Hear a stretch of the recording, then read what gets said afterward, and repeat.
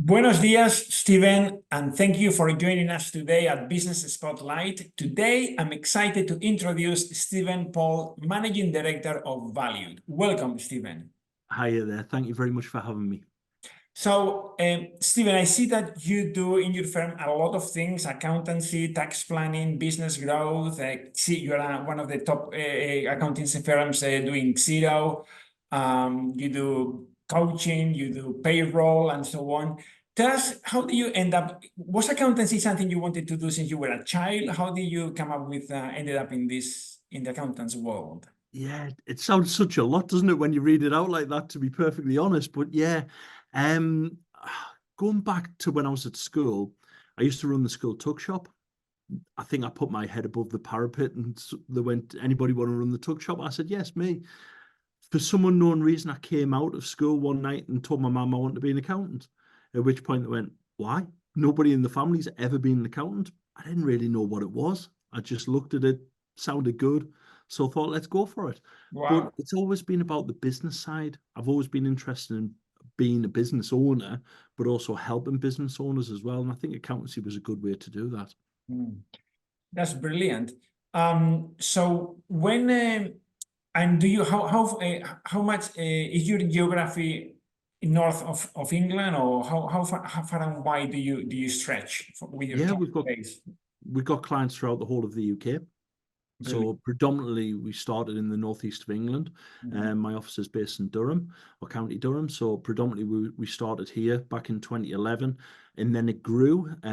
We ended up becoming Xero's fastest growing partner, sorry, Yes. in 2013. And as a result of that, we became number one on their listing. So if somebody went online, said they were looking for an accountant on the Xero website, we came top regardless of location at the time. So we end up with a lot of clients in London, Yes. in various parts of the UK, which is wonderful.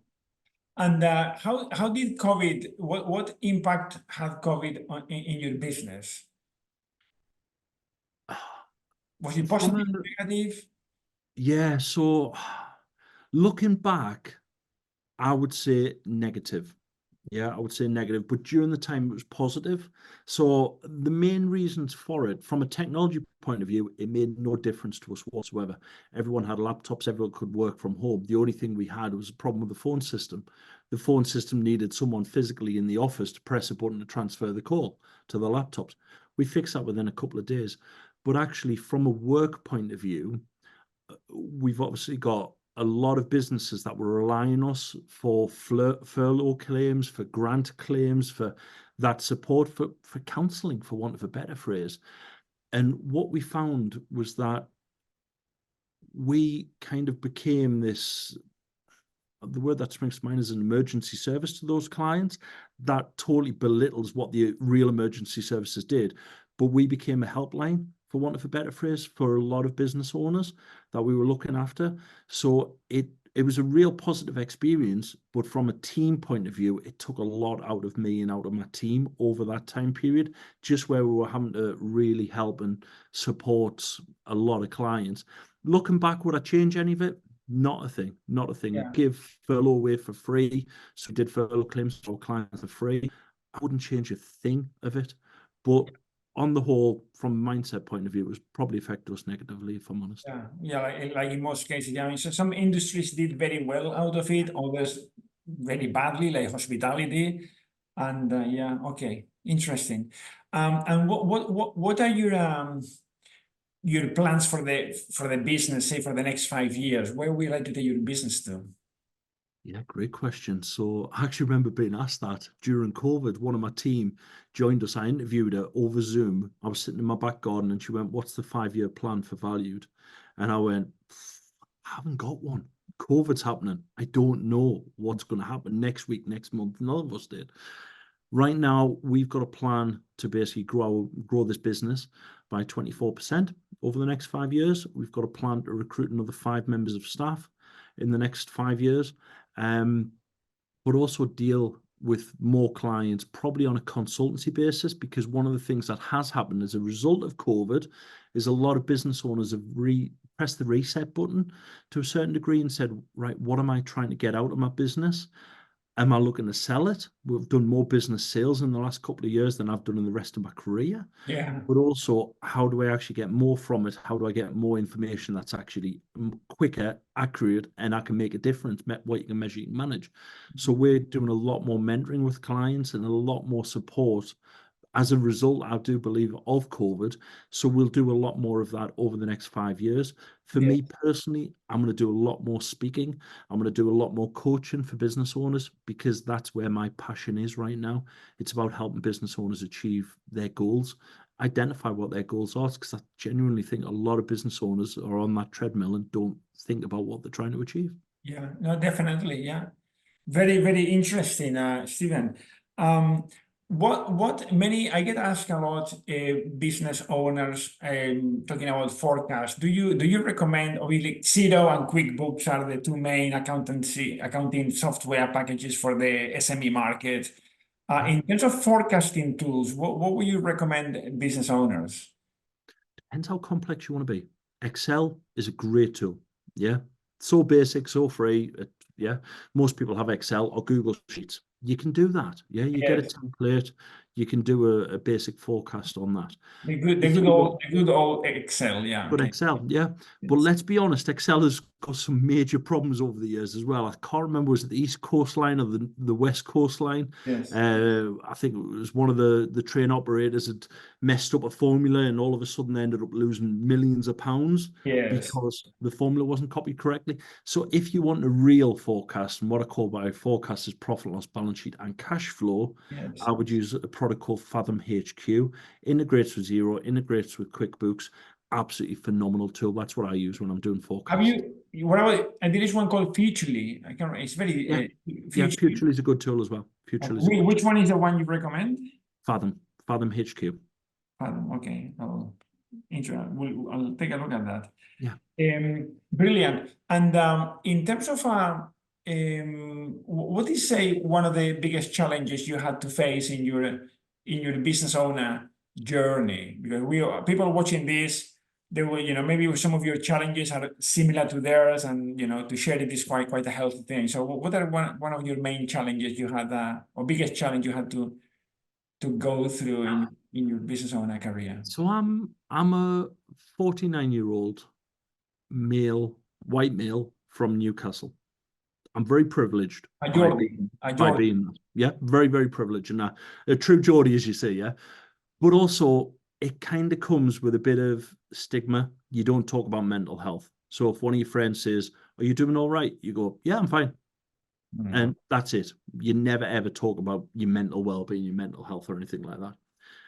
But I remember during COVID actually really struggling with that and feeling like, as a business owner, and I do believe a lot of business owners experience this as well, they've got nowhere to turn. Yeah.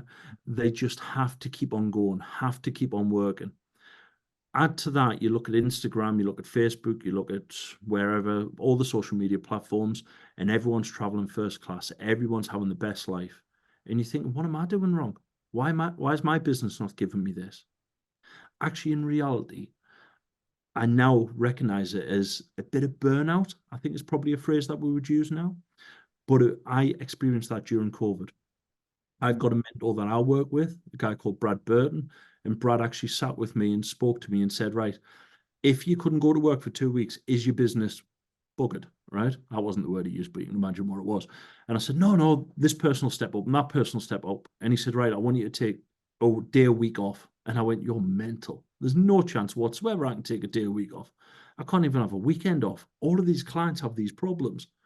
Actually, well, I identified that I could, and I did that, and that was phenomenal. It tied in with the school holidays. But actually, as business owners, we do compare ourselves and we to others. We do feel inadequate at times. We've got we've got that imposter syndrome. It's massive at times. Actually, the advice I would give is grow out of that. Do a daily journal. It's something that I do every day now. Do a daily journal. How you actually experience the day. What's happened? What's been good? What's gone bad? What would you change tomorrow if you could? And what did you win at today? I've found that has really helped me personally. It's really helped me professionally, But then also what I found was I opened up to my team and I said to my team, this is where I'm at. And as soon as I opened up with my team, I actually thought, can't do that. They'll think I'm like not right. I can't be the boss. I won't inspire them. I won't do X, Y, and Z. Actually, what I found was that they bought in even more into what Valued was about. Mm. When I do that and I talk clearly like this with clients and we show some vulnerability, actually business owners are okay with that. Business owners want help, they want support. And that's the biggest lesson that I've learned is stop trying to be a 49-year-old male that doesn't talk about anything. Actually talk to people. Yes. It's great to talk to people and you move on so fast and so it changes your life. Yeah, definitely. Well, you touched about this, imposter syndrome, and I think that's something that everybody can fall into. Absolutely everybody. Apparently, in women, is more persistent, is more pervasive in women. So I hear in podcasts. But in any case, I guess people who fall into imposter syndrome is it because they are more conscientious and they want. I mean, they are committed and they want to do a good job. They want to do a great job, and they see themselves not reaching the mark. So, for me, that's being conscientious about it. It's being aware. Yeah. And then you may fall into self-sabotage. Oh, I'm not, and that's a mental battle that you can deal with it and move on. So, thanks for sharing that and for bringing it up. Yeah. No problem at all. No problem. There is a book, we were talking about books earlier on, and the book, The Miracle Morning. Have you read that one? The Miracle Morning? A long time ago. A Yeah. long time ago. I did read that. Is that a... Yeah, by Yep. Hal Elrod.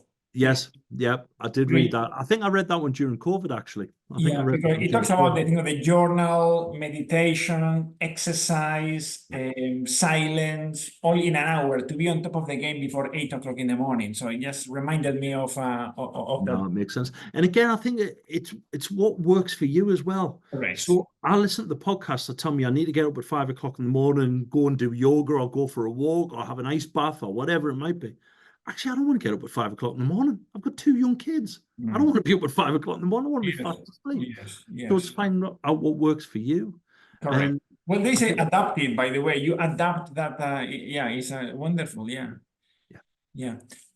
So that's one book that came to mind. But what about you? What's one of your favorite books? So I've got many books that I absolutely love. If it's a business book that people are looking for, I would always highly recommend The Secret by Simon Sinek. Sorry, not The Secret by Simon. Start with a Y by Simon Sinek. I would also recommend a book called Will It Make the Boat Go Faster by Ben Hunt Davies. Yes. Those are 2 of the best business books I've ever read. Yes. Personally, I love The Secret. Yeah, Yes. I thought The Secret as a book was absolutely fantastic and it helped me Yes. many years ago. But right now, my go-to book is a book called Traction, because within Valued, we are implementing an EOS system. Yes. And Traction just talks you through how to do that. That's become our Bible. Yeah. And I love that. Yeah, I would agree with that. It's a mini business Bible, Traction. Definitely. They call it the Entrepreneur's Operating System. Yeah. Yeah. That's exactly right. Yeah, it's a great book. If people watching this, if you haven't read it, read it. Brilliant. What would you recommend to people who want to are on the fence? Shall I start my own business? Shall I not? Do you have any advice for those people who are thinking about running their own business? Yeah. Do you know what I've seen? There's a stat out there that 80% of small businesses fail in the first 5 years. And I think it's 80% of what's left fail in the next 5 years and so on and so forth. There's a book called The E-Myth by Michael Gerber. Talks you through that. That was a brilliant, actually, exceptional book. Yes. But actually, it talks about business owners who basically become employees of their own business. So I'm sick of working for whoever it might be. I'm being made redundant, whatever it is. I'm going to go and set my own business up. And they become trapped by their own business. And actually, they are employees of their business. Yes.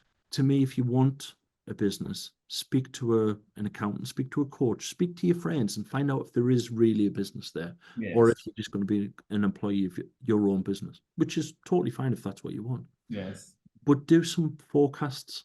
So get Excel, get Google Sheets, whatever it might be. Get a back of a sheet of A4, the bank statement or whatever it might be, and actually just write out some financial figures. What do I actually need a month? And can this business give me this? But be real. Yeah. And whatever you write down there, half it, Mm. because you won't get it on day one. Yeah. Too many business owners come to me and say, I'm going to start turning over £10,000 a month starting next month. Yeah. And you go, no, you're not. You might turn over 1,000, or you might turn over 5,000, or whatever it might be. Yes. Be real. And as soon as you've got that, and if it's real, go for it. Yes. Because it is a wonderful experience being your own boss. Yes. It is an amazing experience. So I would highly recommend it, but you've Yeah. got to make sure that A, it's financially viable, and B, you're the right person for that, because it's not all rainbows and butterflies. Yes. Sometimes it is really hard work, and Yeah. sometimes you do get a bit extra time off and paid a bit more money. Yeah, definitely. When you mentioned the E-Myth, which is, by the way, another great book, I've read that book 3 times. I just studied that book because it's that good.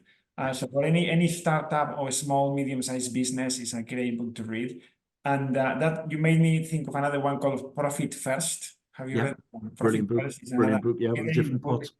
Yeah. So, well, that's amazing. A few books there from this interview with you, Stephen. You are a well-read accountant, and that's great because I always say your business will grow as much as you grow. So also Jim Rohn said, work harder on you than you work on your business. Yep. And that's exactly what you do. You know what? That's so right. But I think it also comes with a bit of a health warning, because in the world we live in now, you can subscribe to a podcast really easily. You press a button. You go on to Kindle, you buy books, you go on Audible. I've got a subscription where I get 24 audio books per year for £70 or whatever it is. They stack up. People go, oh, have you read this? And you go, no, I'll get it. And then you feel guilty that actually you've got this huge pile of books, Yeah, and you podcasts get that you haven't listened anxiety. to. You an imposter syndrome. Oh, I don't know Exactly. this, I don't know that. Exactly. So Yeah, focus on what's right for you. correct. And also what's relevant at the time. Yes. Because okay, I've got these 25 books. Well, which one is the most relevant now this month? Just read that and forget about the rest, and slowly. Brilliant. Totally. Well, Stephen, finally, just to wrap up, do you have any advice for your 18-year-old self? Ooh, great question. Believe in yourself. And that's probably the advice I would give this 49-year-old self as well, to be fair. Yes. Believe in yourself. Yeah, because genuinely, I didn't have the best experience at school. My grades weren't the best. I was bullied at school. There was all sorts of stuff. My dad died when I was 12 and various other things. But actually, in hindsight, I've done all right. I've done better than all right. And actually, I should have believed in myself. I shouldn't have succumbed to that imposter syndrome. I shouldn't have succumbed to that self-sabotage and all the other things that we've talked about here. And I should have just got on with it. Yeah. So believe in yourself and go for it. That would be the advice I would give myself. Excellent. And the question for many people who are watching this is, and how do you get on with it, you know? Genuinely, put one foot in front of the other. Yeah. Genuinely, yeah. You can't tell on the camera, you can tell a little bit, but I'm a big lad. I'm a big lad. And was it 2 years ago, I think it was, I did a walking marathon and 26 miles for a walk. I'd done 13, 14 miles. I was totally fine. We got to the 30-mile station. I came out the 30-mile station. It was a really hot day in the northeast of England. I was walking up the coast, and I literally went, I can't do this anymore. And I sat on the ground and I just said to my mate, I'm done. I can't do this. And he went, just keep on going. One more step, right? And all of a sudden I started looking at the back of his shoes, and I literally did one step in front of the next. Yeah. I finished that marathon. It was the best experience of my life. That's a brilliant advice. There's a film called What About Bob? And it's a next step, you know, next step, baby steps. Baby steps. Yeah. You just reminded me of, I was doing the Camino in north of Spain. It's a Right. way. And I remember walking with a guy from Poland and a few other people, and our feet were with we had a few blisters.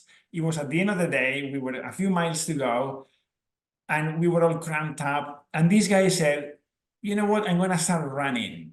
And I said, "You are nuts," because we were wearing, walking boots, not trainers. And he started to run. And the last thing I could think of on planet Earth was to run. Yeah. And I said, I'm gonna do the same. And I couldn't believe I could run, but it's what you said, self-belief. Yeah. Okay, and I just put myself in motion, and I found myself running with blisters and really tired. I said, this is amazing, the mind and the body. See, it was an incredible experience. So thanks for sharing that, Stephen. You're very welcome. Very welcome. Well, it's been a real pleasure to have you on board with us with the Business Spotlights, and for sharing your experience with us, your wisdom and your candor and openness with us today. Stephen, thank you so much. You're very welcome. Thank you for having me. Really enjoyed it.